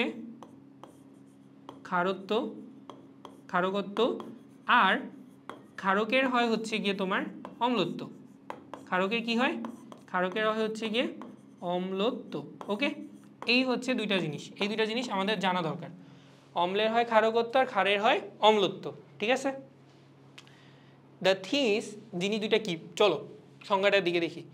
অম্লের ক্ষারকত্ব, কোনো অম্লের প্রতি মোলকে পূর্ণ প্রশমিত করতে, অর্থাৎ তোমার কাছে যদি একটা অ্যাসিড থাকে, সেই একটা অ্যাসিড মনে করো হাইড্রোক্লোরিক অ্যাসিড অথবা সালফিউরিক অ্যাসিড অথবা ফসফরিক অ্যাসিড, এই যে অ্যাসিডগুলো তোমার কাছে আসে, এই অ্যাসিডের এক মোলকে মনে করো প্রত্যেকটার এক মোল, সেই এক মোলকে যদি তুমি পূর্ণ প্রশমিত করতে চাও, তাহলে তোমাকে এখানে একটা ইম্পর্টেন্ট জিনিস দেওয়া আছে, সেটা হচ্ছে এক অম্লীয় ক্ষারকের। এটা আবার আরেকটা জিনিস যে অম্লীয় ক্ষারক কি সেটা জানতে হবে। আপাতত ধরে নাও, আপাতত জাস্ট মেনে নাও যে সোডিয়াম হাইড্রোক্সাইড আছে, এটা এক অম্লীয় ক্ষারক। এটা কি আমরা একটু পরে বুঝতেছি। তো এই এক অম্লীয় ক্ষারকের সোডিয়াম হাইড্রোক্সাইডকে যদি তুমি এই যে অ্যাসিডগুলোর এক মোল দিয়ে বিক্রিয়া করো, তাহলে তোমার প্রত্যেক ক্ষেত্রে কি হবে, একটা করে লবণ আর হচ্ছে পানিতে উৎপন্ন হবে, তাই না। এই যে প্রত্যেকবার আমার হচ্ছে ওই অ্যাসিডের করসপন্ডিং লবণ তৈরি হবে এবং তোমার পানি তৈরি হবে। বাট কথা হচ্ছে আমরা যদি এটাকে সমতাকৃত করি, যখন আমরা এটাকে সমতা করব তখন দেখব এখানে আমাদের 2 দিয়ে গুণ করতে হচ্ছে আর এখানে আমাদের 3 দিয়ে গুণ করতে হচ্ছে। তাহলে দেখো তো কি দাঁড়াইতেছে, যে আমাদের এই অ্যাসিডকে প্রশমিত করার জন্য আমাদের 1 মোল ক্ষারের প্রয়োজন হচ্ছে, এই অ্যাসিডকে প্রশমিত করার জন্য আমাদেরকে 2 মোল ক্ষারের প্রয়োজন হচ্ছে, এবং এই অ্যাসিডকে প্রশমিত করার জন্য আমাদের 3 মোল ক্ষারের প্রয়োজন হচ্ছে। এবং ক্ষারগুলো কি, ক্ষারগুলো হচ্ছে এক অম্লীয় ক্ষারক। ওইটারটা পরে সোডিয়াম হাইড্রোক্সাইড এক অম্লীয় ক্ষারক ধরে নাও, কারণ একটু পরে দেখবা সেম জিনিসে আবার অন্যভাবে রিপিট করা হবে। তো এই যে প্রত্যেকটা অ্যাসিডকে বা একটা অ্যাসিডকে যখন আমরা প্রশমিত করতে চাই, তখন আমাদের যত মোল ক্ষারকের প্রয়োজন হবে সেটাই হচ্ছে ওই অম্লের ক্ষারকত্ব। ক্লিয়ার, সেটাই হচ্ছে ওই অম্লের ক্ষারকত্ব।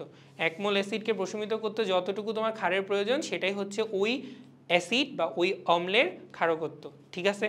আননোন যে কোনো অ্যাসিড থাকুক, এক সোডিয়াম হাইড্রোক্সাইডের সাথে বিক্রিয়া করে সমতা করবা, সোডিয়ামের পাশে যে মোল সংখ্যাটা আছে সেটাই হচ্ছে তার কি হবে, সেটাই তার ক্ষারকত্ব হবে। কার ক্ষারকত্ব হবে, অম্লের ক্ষারকত্ব। অম্লের হয় ক্ষারকত্ব, ক্ষারের হয় অম্লত্ব। জিনিসটা একটু কনফিউজিং বাট কি আর করার বলো।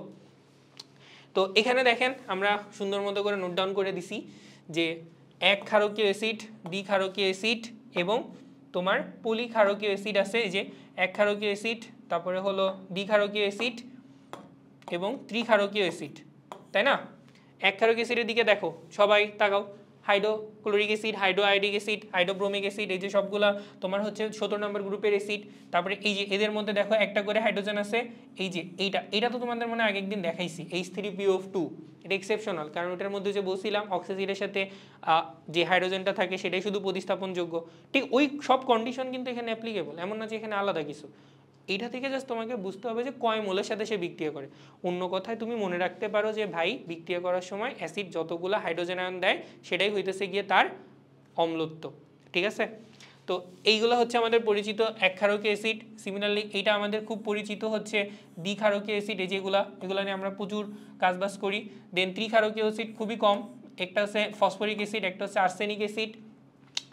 আচ্ছা, একটা জিনিস খেয়াল করো, সেটা হচ্ছে ক্ষারকত্ব না তোমার অক্সাইডেরও হয়। অম্লধর্মী যে অক্সাইডগুলা, যেমন ধরো CO2, তারপরে হচ্ছে গিয়ে তোমার P2O5, এইগুলাকে তুমি যদি পানির সাথে বিক্রিয়া করো না, তাহলে বেচারারা হচ্ছে কি তারা হচ্ছে অ্যাসিডে পরিণত হয়। আর যখন তারা অ্যাসিডে পরিণত হয়, যে দেখো এই যে P2O5, যখন এই যৌগটাকে তুমি যখন সোডিয়াম হাইড্রোক্সাইডের সাথে বিক্রিয়া করবা, তখন এরা হচ্ছে সুন্দর মতো করে কি তৈরি করবে, এরাও লবণ তৈরি করে এবং পানি তৈরি করে। এই অক্সাইডগুলো হচ্ছে গিয়ে তোমার এরা অম্লধর্মী বিধায় ক্ষারকের সাথে বিক্রিয়া করতে পারছে, এই জন্য এদেরও ক্ষারকত্ব আছে। সো এই ক্ষেত্রে দেখো বিক্রিয়াটা করার পর সুন্দর মতো ফসফেট লবণ তৈরি করছে এবং কয় অণু লাগছে?